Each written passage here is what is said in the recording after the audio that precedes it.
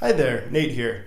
Now, if you're thinking about buying a home either in the city or in one of the towns or neighborhoods immediately surrounding the city, then chances are pretty good that you're going to, at some point, be thinking about condos. Now, if you're thinking about buying a condo, there are a particular set of considerations that you need to make, and this video is about one of them. If you're considering a condo in the Boston area, one of the things that you absolutely need to be thinking about is owner occupancy. Now, if it's not clear, owner occupancy refers to the number of people in the association who are actually living in the units that they own, as opposed to renting them out. So why do you need to consider owner occupancy? There are two main reasons, and the first of which relates to financing.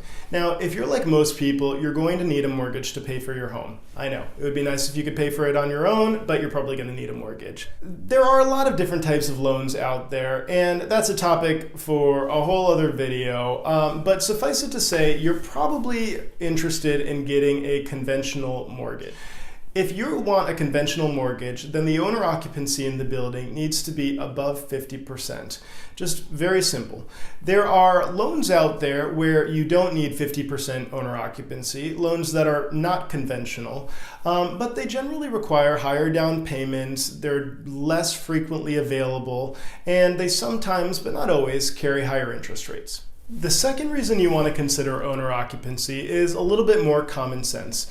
If you're buying into any one of the many small associations in the Boston area, I'm talking about associations of, between 2 and, 5 units, then you're very likely going to need to deal with the other owners a lot to talk about things like repairs to the common areas, routine maintenance for the home, and other things like that. Now, I generally find that owner-occupants tend to be on the same page about making repairs and so forth. Everybody's interested in keeping the property generally, in good condition. No one wants to spend money unnecessarily, but when something important comes up, people are generally pretty willing to take care of it. It can be a whole different thing if you're talking about investor owners. Now, don't get me wrong, there are plenty of investors out there who are, typically on the exact same page as owner occupants, very happy to pay for repairs that are necessary, very happy to pay for maintenance that needs to be done, and generally very agreeable with the other association members.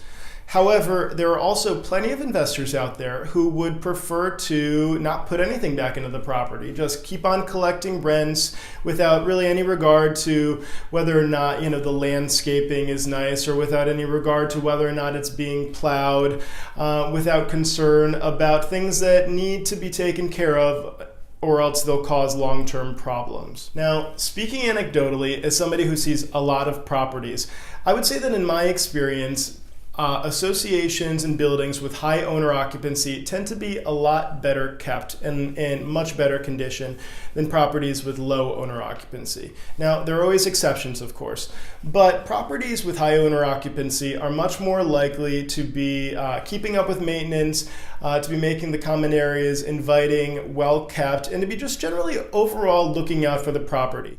Now, you may decide to consider a building with low owner occupancy, and that's not a problem. I have plenty of clients who have purchased in buildings like that and who have had great experiences, and it definitely isn't something that by itself would stop me. On the other hand, if you're thinking about doing that, you definitely want to do extra homework, figuring out what the other members of the association are like, their past willingness to do work, and so forth. Either way, it's a consideration you want to make. I hope this has been helpful. If you have any questions you'd like me to take up in a future video, or any questions you have for me, drop me a line.